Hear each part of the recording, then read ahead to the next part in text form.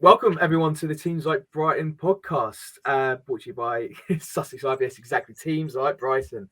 My name's Tom Phillips. I am a massive Brighton Hove Albion fan, sports journalist as well over at Reach PLC, and I'd like to say that my co-presenter and person who will be nattering on about all things in the Albion from the press box is none other than Sussex Live's very own Richie Mills. Hello, thanks for that lovely introduction. How are you? I'm good. I'm buzzing. I'm looking forward to this. I've always wanted to do a podcast on the Albion, talking about my favourite topic every week. Love it. Great. Yeah. Well, yeah, just a little spiel on myself. Yes, cover Brighton every week. Love the job. Love the team. Very, very privileged to be doing this. And yes, so the idea of this is that we'll be talking all things Brighton.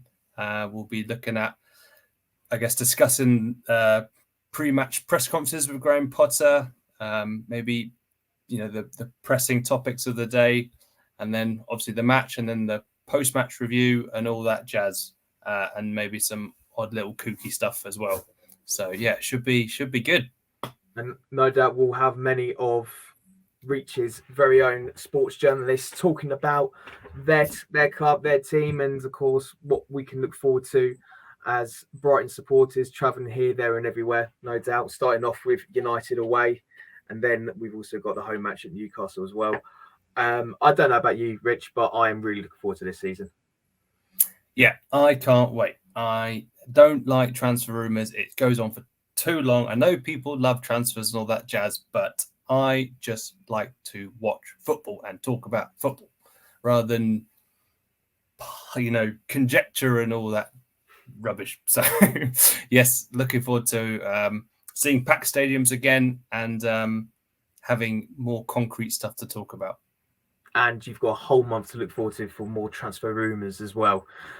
I'll tell you one thing that I quite liked the idea of on Twitter. I don't know if you saw it as well, but this guy just said, like, rather than just having transfer rumours and just this signings announced here, there and everywhere, they should have one evening dedicated where they just announce all the signings at once. And they all come out in sort of like not Super Bowl, an NFL draft day kind of thing, if you will. I like that idea. Just one evening, just get it all out the way and done with, and then just say transfers over. That would be manic. I mean, great, yeah. If you just get it all, I mean, it'll pretty, yeah. You'd have to, I guess, you'd be like that sort of cat gif, just kind of typing, phonetically, but Quite literally, that is that, and that's how you type as well. Yeah, of course. But yes, I mean, yeah. It's still 4 weeks, I think, until the transfer window shuts or something like that. So, but yeah, I mean, if they could condense it, that would be good. But people would like to talk about this stuff. So, yeah. And of course, a brand new podcast did come with a lot of discussions. And one thing that Richie wants to go with is just to discuss all the rejected names. I'm sure many people, when they do a podcast, they always think, what is the name that we've got? And yes, as you can see, if you're watching this on the video, you can see Richie there with all the lists there for you. So I'll leave it to Richie here to talk about all the potential podcast names that we brainstormed before we came to Teams Like Brighton.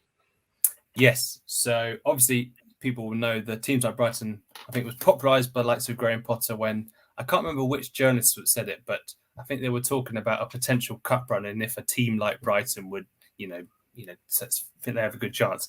And then I think Graham Potter said, whatever a team like Brighton is. And I think even a few years ago, there was maybe a Watford fan who said, like, we shouldn't be losing 3-0 to teams like Brighton, that sort of thing. So, yes, good old Tom came up with that one. But yes, these are the rejected names. And I have to say a big shout out to Teddy and Jack for these ideas. But unfortunately, they haven't made it past the cutting room floor. So one suggestion was Brighton in Bloom. Okay. Grossly informative. No. Pottering about. Like that one. I like that one. Gardening with Dan Ashworth. Gardening with Dan Ashworth. That would work if we actually could get Dan Ashworth in. Yep. but he's not at Brighton anymore, so it's a bit exactly past his sell-by date. This bit of a niche one, but for you Brighton fans who know your stuff, you should guess. We won't be druv.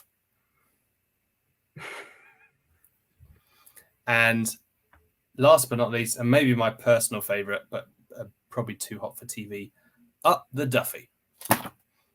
Up the Duffy. Oh, God, that some great ones there. I've also got a few rejected names here as well. And shout out to my mate James Wells here for these. You got Goals, or Good Old Podcast by the Sea,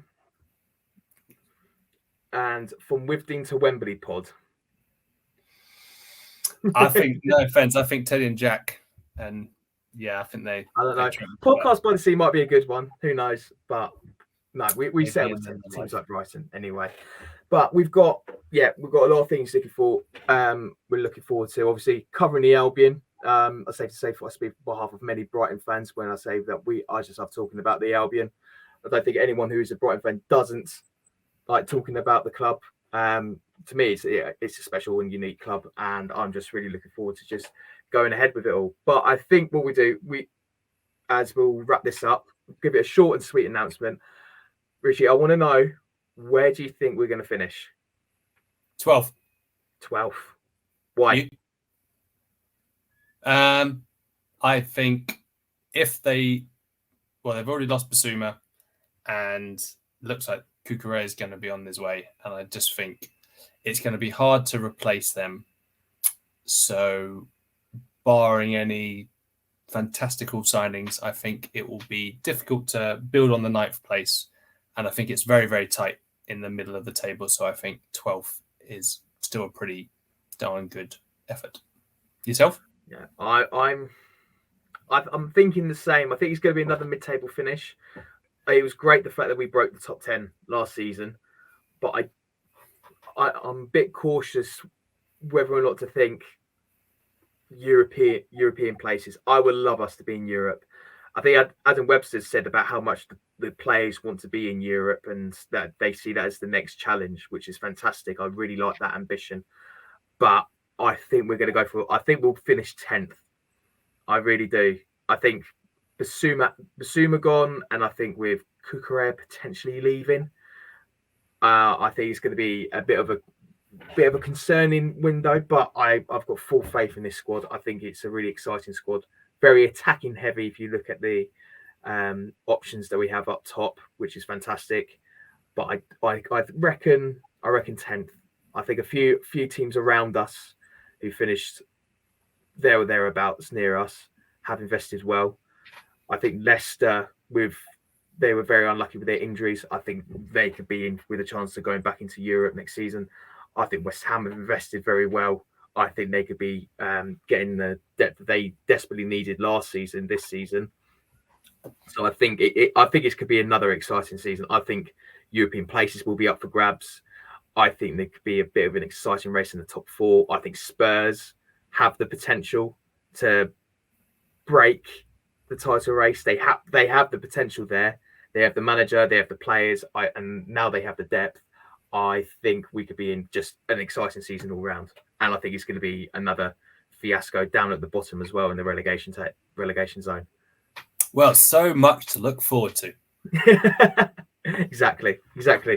And it hasn't even kicked off yet, and I'm looking forward to it all. But yes.